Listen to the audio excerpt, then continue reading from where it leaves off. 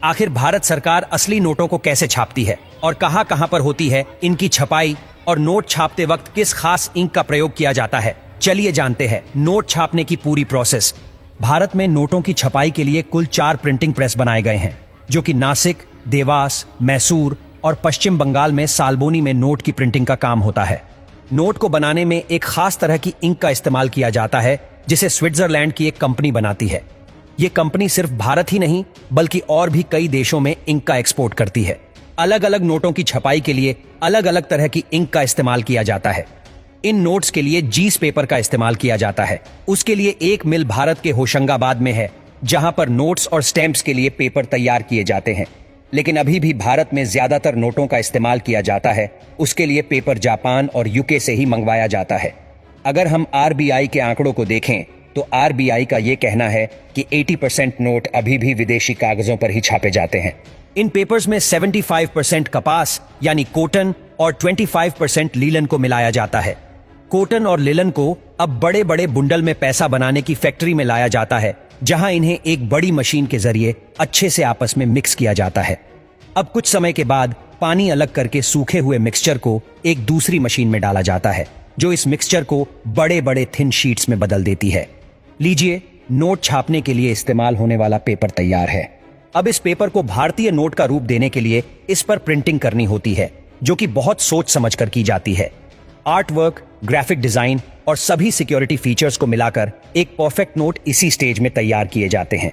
हर भारतीय नोट के ऊपर एक चमकीली पट्टी देखी जाती है, जिसके बिना कोई भी नोट चला पाना नामुमकिन है। जीस पट्टी से ही अक्सर लोग ये पता करते हैं कि नोट असली है या नकली। मिक्सचर का पेपर बनने के बाद उस पर सबसे पहले यह पट्टी ही लगाई जाती है। पेपर के सभी बुंडल्स को एक मशीन में डाल दिया जाता है, जिसमें एक सही शेप और साइज के अनुसार इन पर पट्टी चढ़ाई जाती है। जिसके बाद इन नोटों पर गांधी जी की फोटो का वाटर मार्क डाला जाता है। नोट को एक एक्यूरेट और परफेक्ट डिजाइन देने के लिए मशीन्स में इनके मेजरमेंट्स और विजिबिलिटी को एक समान ही रखा जाता है। इसके साथ ही आपने हर नोट पर अलग अलग कुछ नंबर्स लिखे हुए देखे होंगे। दरअसल वो नोट के सीरियल नंबर होते हैं, जिसे छापते समय बड़े ही ध्यान से एक ही सीरीज में डाला जाता है। प्रिंटिंग के समय हर चीज को चेक करने का जिम्मा क्वालिटी इंस्पेक्टर का होता है, जो कि कंप्यूटर्स के जरिए इन्हें अच्छे से चेक करते रहते हैं। अब बारी आती है नोटों पर कलरिंग करने की। ये काफी मुश्किल स्टेप भी कही जा सकती है, क्योंकि इस स्टेप में नोट के रंग पर ध्यान देना होता है। जीस भी कलर का नोट होता है। उस कलर को एक बड़ी सी मशीन में सही क्वांटिटी में जरूरत के अनुसार मिला दिया जाता है। क्वांटिटी पर ही नोट का कलर निर्भर करता है, और इसीलिए कलर्स का सही क्वांटिटी में होना बेहद जरूरी होता है। अगर थोड़ा भी कलर ऊपर नीचे होता है तो आपका पेपर खराब हो सकता है। खैर, अब कलर करने के बाद डाले हुए कलर में रंगा हुआ ये नोट मशीन से एक साथ बाहर आता है, जो देखने में काफी हद तक तैयार लगता है। अब बारी आती है फिनिशिंग एंड चेकिंग की। नोटों पर कलर होने के बाद इन पर लिखी हुई संख्या को एक चमकीले स्पार्कल जैसे पेस्ट से मशीन के जरिए हाईलाइट किया जाता है, जैसे आपने 500 के नोट पर हरे रंग से चमचमाती हुई वैल्यू को लिखा हुआ देखा होगा।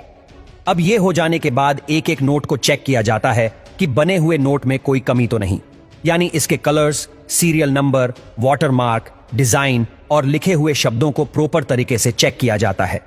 इस दौरान जो नोट खराब होते हैं, ये जिनमें कोई कमी होती है, उन्हें अलग कर दिया जाता है। सही नोट की सभी शीट्स को कटिंग करने के लिए इस मशीन के अंदर डाल दिया जाता है और बड़े ध्यान से सही शेप और साइज में काटा जाता है। हर शीट को इक्वल रखकर काटना बेहद जरूरी है, क्योंकि नोट में थोड़ी भी वेरिएशन से इनकी क्वालिटी पर काफी असर पड़ सकता है। काटने के अलावा इन नोटों को सही ढंग से प्रेस भी किया जाता है, जिससे ये एकदम कड़क पेपर की तरह बन जाते हैं। उसके बाद सभी नोटों को ट्रांसपेरेंट पन्नी में बंद कर दिया जाता है, ताकि ट्रांसपोर्टेशन के दौरान ये सेफ रहे। अब एक एक करके क्वांटिटी के अनुसार इन्हें अलग अलग गत्ते के डिब्बों में रखकर बैंक्स में पूरी सेफ्टी के साथ पहुंचा दिया जाता है।